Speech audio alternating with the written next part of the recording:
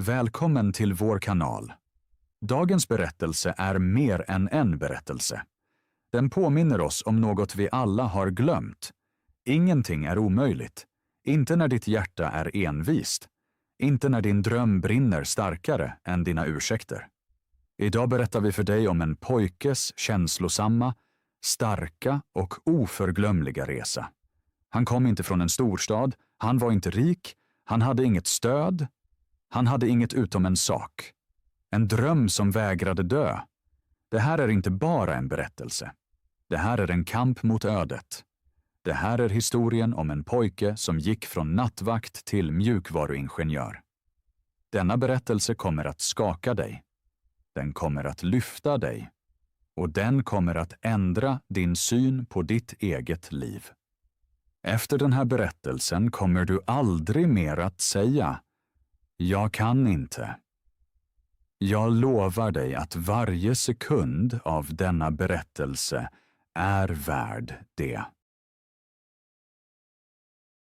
Mitt namn är Johan.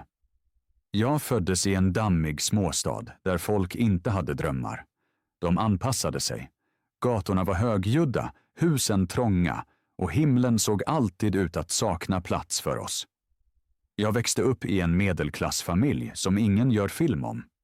Vi var inte fattiga, men vi var alltid nära gränsen. Min pappa var en trött man. Han arbetade 12 timmar om dagen som mekaniker, med oljiga händer och böjd rygg. Han klagade aldrig, men man kunde känna tystnaden i hans ögon. Min mamma var ryggraden i allt.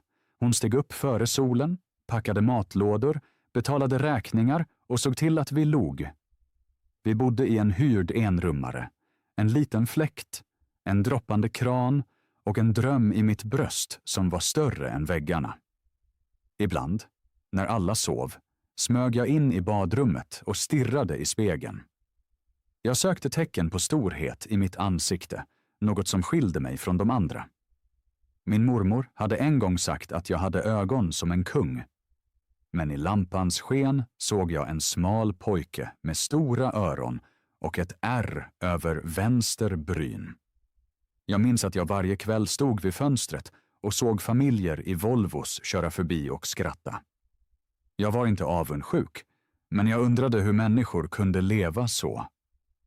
Vad hade de gjort rätt som vi inte gjorde? Skulle jag någonsin sitta i en sådan bil? Medans andra barn lekte ute hade jag en annan passion. Jag gick 3 kilometer till ett litet internetcafé och såg skärmar, kod och folk som skapade med tanken.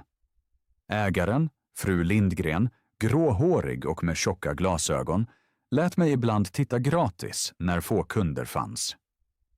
Den lilla programmeraren är här igen, skämtade hon vänligt. Då hörde jag för första gången ordet mjukvaruutvecklare. För mig var det som magi. Dessa människor använde inga verktyg, bara sina tankar. De skapade saker ur ingenting. I det ögonblicket bestämde jag mig för att bli en av dem. Jag satt i timmar och skrev anteckningar, ord jag inte förstod, och sökte mönster i koden.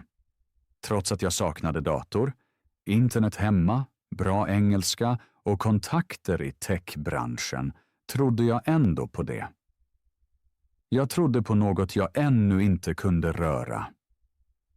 Min mamma sydde en extra väska för mina utskrivna artiklar och anteckningar som jag fiskade ur kaféets soptunna. Men drömmar betalar inte hyran. I vår lilla lägenhet blev pratet om pengar allt oftare och tystare. En natt hörde jag mina föräldrar viska. Han är en bra pojke, men vi har inga pengar till högskolan. Kanske borde han bara ta ett jobb och hjälpa oss. Väggarna i vår lägenhet var tunna som papper och deras ord nådde mig i mörkret. Jag grät inte, jag skrek inte, men något inuti mig gick sönder. Hur jagar man en dröm när ens egna föräldrar sjunker? Tanken förföljde mig i dagar. Jag såg pappa komma hem med värkande händer och mamma sy kläder sent på natten. Vid 17 tog jag ett beslut som ändrade allt. Jag la min dröm åt sidan och tog på mig en vaktuniform. Uniformen var brun och 2 storlekar för stor, och säkerhetschefen herr Andersson visade mig hur man knyter slipsen. Du växer snart i den, sa han och klappade mig på axeln, mer medlidande än uppmuntran. Jag blev pojken som en gång drömde om att forma framtiden, men nu vaktade den utifrån. Varje kväll stod jag framför en hög byggnad av glas. Inne satt människor i svala kontor, skrev kod, byggde appar och levde livet jag sett på en skärm. Ibland tittade jag in genom de stora fönstren. Där gestikulerade de vid whiteboards och skrattade som trollkarlar i en krets jag aldrig fick tillhöra. Utanför stod jag stilla i kall luft, bar brun uniform och höll en träbatong. Nätterna var långa och ensamma, bara avbrutna av ett nick från en sen anställd som lämnade byggnaden. I jackfickan bar jag fortfarande en skrynklig lapp med kodrader jag skrivit av år tidigare.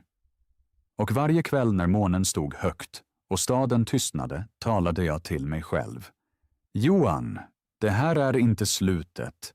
Du sitter inte fast. Du tar bara en paus. På nätterna stod jag tyst framför de lysande kontoren. Medan världen sov var jag klarvaken. Men inte bara för att vakta. Jag var vaken för att se, lära och bygga en framtid ingen trodde på för en som jag. Byggnaden jag vaktade var full av mjukvaruingenjörer. Människor som hade allt jag önskade mig. Varje natt gick de förbi mig med säker gång, bärande på laptops, passerkort och målmedvetna ögon. För dem var jag bara väktaren. Några såg mig inte ens. Några nickade. Ingen av dem visste att jag studerade dem. Inte dem, utan det liv jag längtade efter. Jag hade en liten begagnad smartphone. På den kunde man inte spela spel. Batteriet räckte knappt 2 timmar, men den hade en sak jag behövde. YouTube. På varje rast satt jag i ett hörn av parkeringen och sökte. Vad är programmering? Hur blir man mjukvaruutvecklare? Vad är JavaScript? HTML-guide för nybörjare. Ibland tog det flera minuter att ladda videorna. Ibland förstod jag inte ett enda ord. Men jag slutade aldrig titta, för varje video kändes som en nyckel. En nyckel till en dörr som ännu var låst för mig. Jag hade inte råd med wifi. Därför laddade jag ner gratis pdf-filer om kodning på natten med mobildata. På morgonen efter mitt nattskift läste jag dem vid stearinljus. Jag sov 4 timmar per dag. Mina ögon brände. Mitt huvud gjorde ont. Men min dröm viskade vidare. Johan, om du ger upp, nu kommer du aldrig förlåta dig själv. Folk skrattade åt mig. Mina släktingar sa, han är bara väktare, han borde acceptera det. Mina vänner sa, du är inte smart nog för kod. Till och med pappa såg på mig vid middagen en kväll. Han sa, min son, vissa är gjorda för att drömma, andra för att överleva. Vi har inte tid för drömmar. Vi behöver pengar. Jag protesterade inte. Jag nickade bara. Men inombords gav jag mig själv ett löfte. En dag ska jag visa dig att överleva inte är det enda valet. En natt blev det för mycket för mig. Jag hade inte sovit på 2 dygn. Jag förstod inte en enda radkod. Jag var hungrig, trött och ensam. När jag stod under kontorsljuset med batongen grät jag tyst. Tårar föll på uniformen. Drömmen kändes för avlägsen. Mina ögon brände efter timmars stirrande på skärmen. Bokstäver och siffror flöt ihop som ett främmande språk jag aldrig skulle behärska. Jag viskade, är det verkligen omöjligt för en som mig? Den natten kom en man tidigt ut från kontoret. Han var en av ingenjörerna, ung, självsäker, slätrakad. Hans händer var rena, naglarna välskötta, händer som aldrig kämpat för sin överlevnad. Han såg mig sitta där med ett block och stannade. Vad gör du? Frågade han. Hans röst lät inte nedlåtande utan nyfiken, som om jag var ett pussel. Jag tittade upp och sa: jag försöker lära mig programmering. Orden kom tungt, som om jag avslöjade en förbjuden dröm. Han pausade ett ögonblick och log sedan. Det där är modigt, vännen. Riktigt modigt. Han skrattade inte och han ignorerade mig inte. Han respekterade det. Det enda ögonblicket, den enda meningen, förändrade allt för mig. Den bevisade att jag inte var galen. Jag var bara tidig. Från den dagen kom min energi tillbaka. Starkare, skarpare, argare. Jag studerade ännu hårdare. Jag började stiga upp på dagen bara för att läsa mer. Solstrålarna som föll genom det lilla fönstret blev mina nya vänner. Jag slutade bry mig om vad andra sade. Jag slutade vänta på stöd. Jag blev min egen lärare, coach och motor. Jag insåg att inget är omöjligt, men allt börjar ensamt. Min vardag var brutal. Nattskift, programmeringslektioner, inget college, ingen mentor, ingen att prata med. Ensamheten var ibland så tät att jag kunde röra vid den som en filt. Jag befann mig i en kamp där ingen visste att jag blödde. Efter månader av självstudier bestämde jag mig för att skapa något. En enkel webbplats, bara HTML och CSS. Jag lade 2 hela veckor på att skriva koden. Ibland sov jag inte ens efter jobbet. Så hungrig var jag. Mina fingrar fortsatte skriva mekaniskt, även när mitt sinne höll på att ge upp. Varje kodrad var som ett steg på en stege mot en himmel jag ännu inte kunde se. Sedan klickade jag med darrande händer på kör. Det kraschade. Skärmen blev vit. Fel. Jag försökte igen. Ingenting. Allt jag jobbat på var borta. Jag hade glömt en rad kod, ett enkelt fel. Och så försvann 2 veckors hopp. I 2 veckor satt jag vid datorn efter varje pass. Ögonen brände medan kollegor sov eller festade. Den natten gick jag inte hem. Jag satt på den kalla betongtrappan framför byggnaden jag vaktade. Huvudet sänkt, ögon röda och hjärtat krossat. Nattens himmel ovanför mig var molnfri och likgiltig. Jag tänkte om och om igen. Kanske har de rätt. Kanske är det här inget för mig. Kanske förblir vissa människor väktare för alltid. Min farbrors ord ekade i huvudet. En drömmare som din pappa kommer aldrig nå något. Jag kände mig inte som en hjälte. Jag kände mig som ett spöke, osynligt och betydelselöst i världens stora maskineri. En vecka senare gav pappa mig ett slitet, skrynkligt kuvert som om han burit det länge. Inuti låg en blekt broschyr från en lokalfabrik som sökte heltidsfolk. Hörnen var vikta. Han talade lågt, nästan ursäktande. De betalar fler kronor i månaden.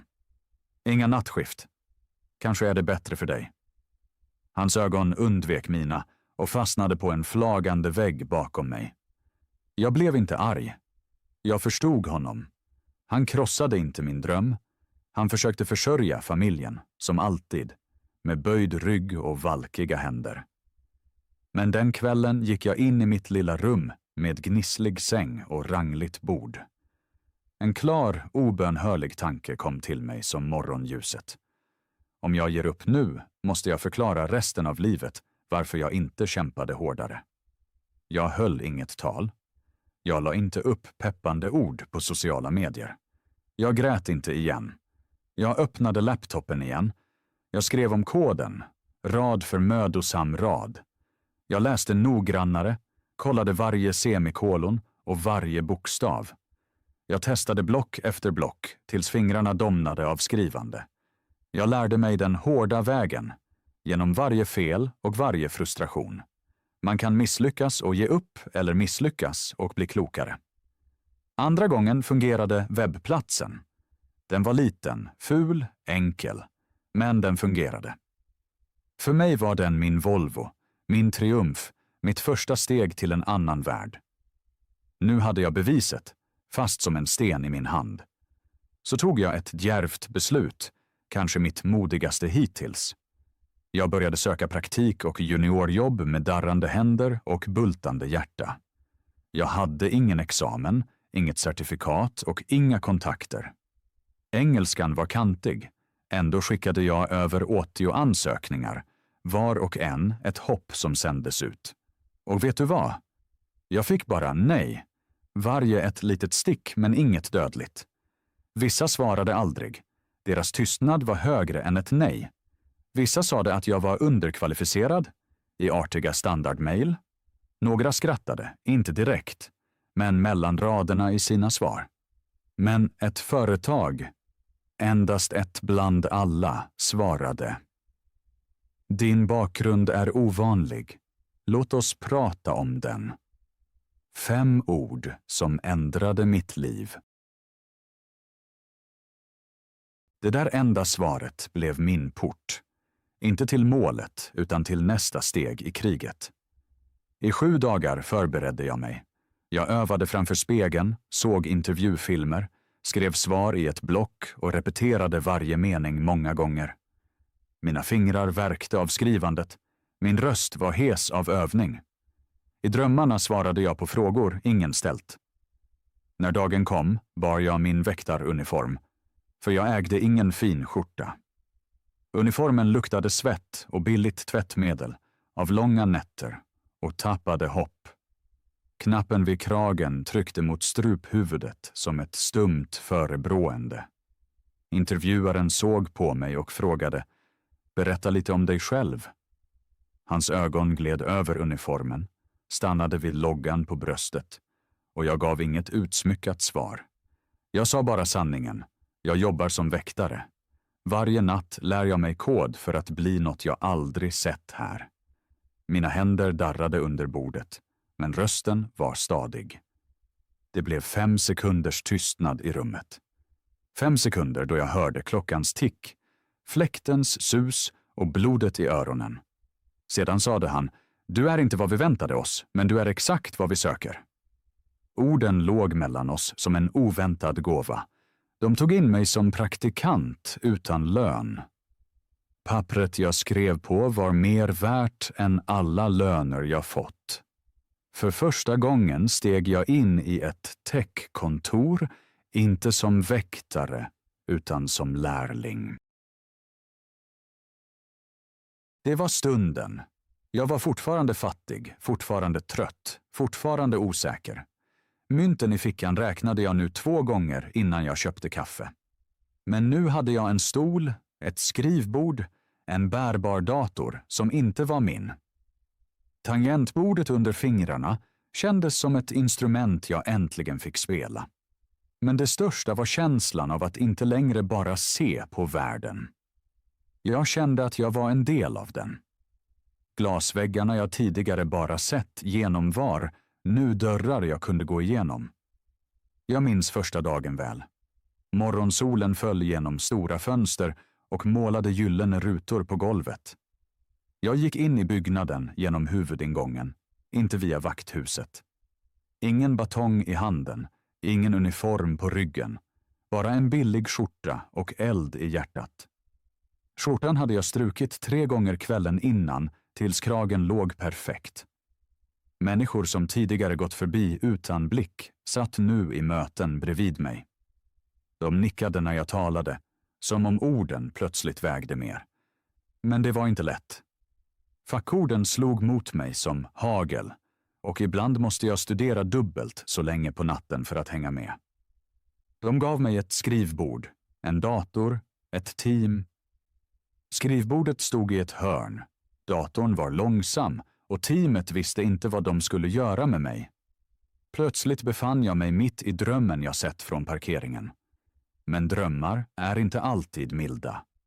De är vassa och skär dig om du inte är redo. Varje dag var en kamp mot en ny fiende. Varje uppgift var ett pussel utan manual. Men jag hade inte övat i 7 dagar för att ge upp vid första hindret.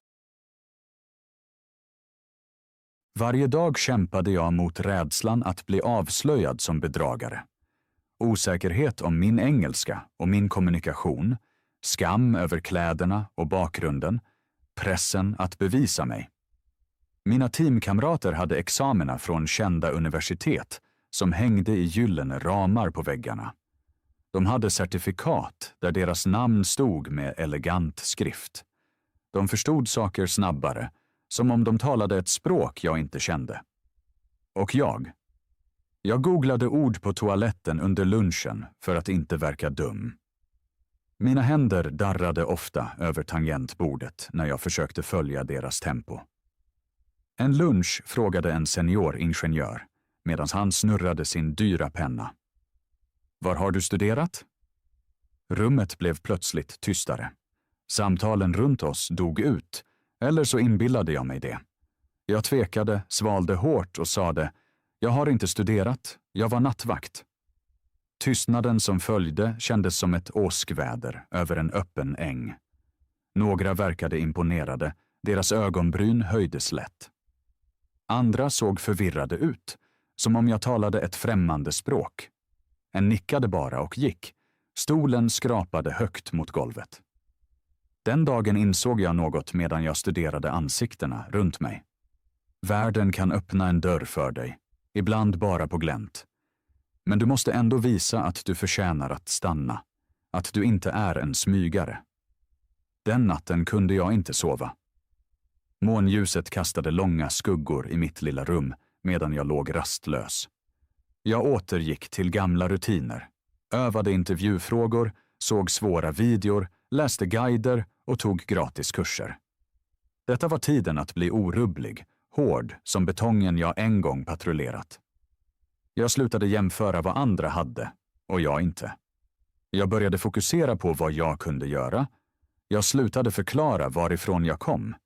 Jag började agera för att visa vart jag var på väg. Efter 3 månaders praktik fick jag laga en bugg i ett system som körde live. Det var komplicerat, som ett labyrint av kod och logik. Andra hade försökt och misslyckats. Deras frustration låg kvar i luften. Min chef sa det med en ton med mer medlidande än tillit. Försök om du vill, ingen press. Jag sa varken ja eller nej. Orden fastnade i halsen. Jag tog koden hem på ett tungt USB-minne och studerade i 2 dygn utan stopp. Grannarna trodde nog att jag hade försvunnit. Jag analyserade felet som en detektiv löser ett svårt fall. Läste forum tills bokstäverna suddades framför ögonen. Jag körde tester, fastnade i logiska återvändsgränder, grät av frustration och trötthet. Försökte om och om igen tills fingrarna domnade och till slut löste jag det. Chefen sade inte mycket när jag visade lösningen. Han log bara, ett knappt synligt ryck i mungipan och skickade koden till CTO:n. När jag den kvällen lämnade byggnaden kände jag sval luft mot het hud och blickade upp. Till de första stjärnorna viskade jag. Jag sa ju att jag inte stannar ute för alltid. Och för första gången på länge kände jag att jag hade rätt att vara inne.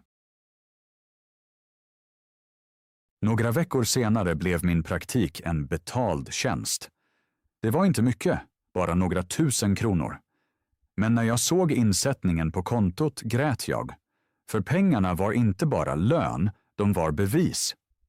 Ett bevis på att min smärta inte var meningslös. Mina nätter hade inte varit bortkastade. Min eld hade inte varit dum. Min dröm hade inte varit omöjlig. Efter många månader åkte jag hem igen. Samma hus, samma droppande kran, samma lilla kök. Men något var annorlunda. När pappa såg mig frågade han inget. Han sa bara, du ser annorlunda ut. Jag öppnade väskan och gav honom min första lönecheck. Han grät inte, men hans händer skakade. Han såg på mig och sa, ord jag aldrig glömmer. Jag trodde att din dröm var för stor. Men kanske var jag bara för trött för att tro. Det blev ingen fest, inget stort tillkännagivande, inget inlägg på sociala medier. Men inuti mig var ett krig slut. Jag var inte längre pojken som stod utanför byggnaden. Jag var nu en del av framtiden. Åren gick. Väktaruniformen, som en gång bar min smärta, låg nu vikt i garderoben. Orörd, men aldrig glömd. Idag sitter jag inte som väktare vid ett skrivbord. Jag är heltidsutvecklare i ett av världens ledande företag. Jag skriver kod som når miljoner. Jag leder team som skapar globala produkter. Jag handleder praktikanter som en gång satt där jag satt. Jag går genom flygplatser med laptopen i väskan och huvudet högt. Och när jag ser i spegeln ser jag inget geni, bara en kämpe. Ibland besöker jag den gamla byggnaden jag brukade vakta. Jag står vid grinden, där jag en gång stod med batong. Jag ser en ny väktare som kommer in, sömnig, tyst och obemärkt.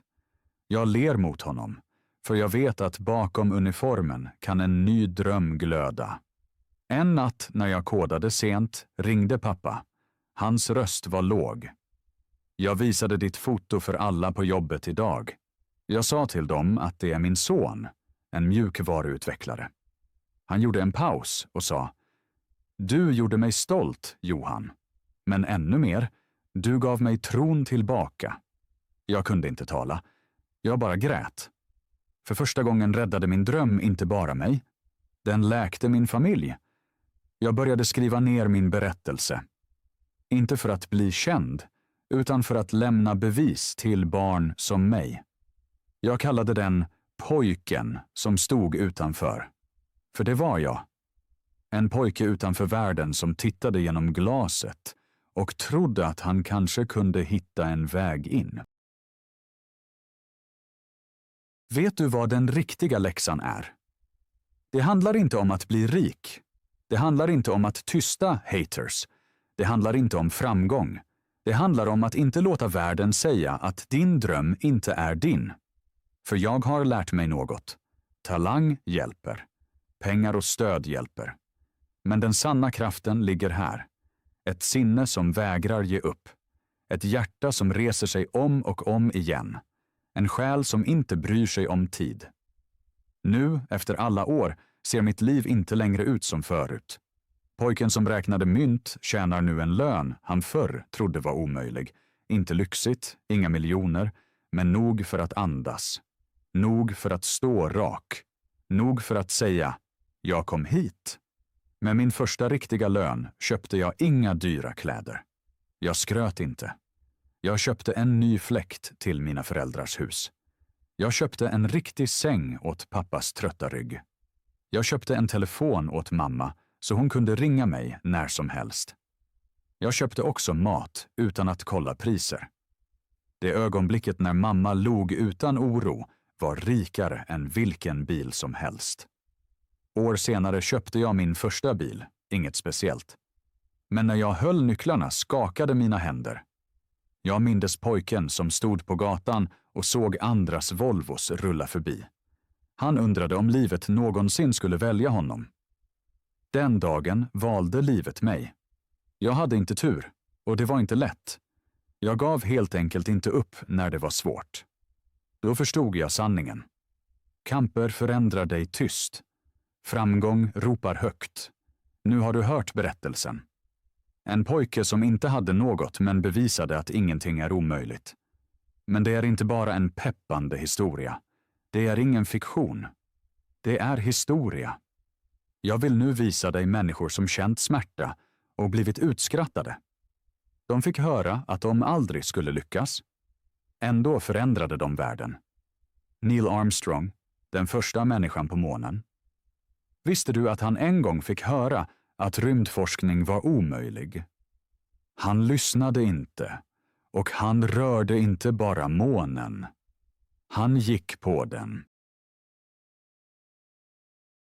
Albert Einstein. Som barn kunde han inte tala förrän han var 4 år gammal. Hans lärare sa att han aldrig skulle bli något. Men han ändrade fysikens lagar för alltid. För storhet behöver ingen tillåtelse. Thomas Edison misslyckades 1000 gånger när han försökte uppfinna glödlampan. När folk skrattade åt honom sa han: "Jag har inte misslyckats. Jag har bara hittat 1000 sätt som inte fungerar." Idag ser världen ljus eftersom en man vägrade stanna i mörkret. Lyssna noga, min vän. Folk kommer försöka stoppa dig. De kommer säga: "Du är inte smart nog. Du är för sen. Du kommer från fel område. Det är orealistiskt." När de säger så, se dem i ögonen och säg: "Håll tyst. Det här är mitt liv, min väg, min dröm, inte din." Ja, det kommer svåra stunder. Ja, det kommer dagar när dina händer skakar och ditt hjärta brister. Ja, du kommer gråta ensam. Ja, världen kommer ignorera dig. Men vet du vad? Världen ignorerar dig tills den inte längre kan ignorera dina resultat. Kom ihåg det, min vän. Idag är kampen, men imorgon kommer framgången. Så gråt inte för att det är svårt. Ge inte upp för att det är ensamt. Sluta inte för att det går långsamt. Bli istället högre. Bli bättre. Bli besatt, för inget är omöjligt. Och om ingen tror på dig, tro då ännu mer på dig själv. Det här är inte bara en video. Det här är ett väckrop. Om den här berättelsen får ditt hjärta att slå snabbare, gilla, dela och kommentera nedan. Jag kommer aldrig ge upp. Och glöm inte att prenumerera på kanalen, för den finns inte för att underhålla dig. Den finns för att bygga upp dig på nytt. Ingenting är omöjligt. Gå nu och bevisa det.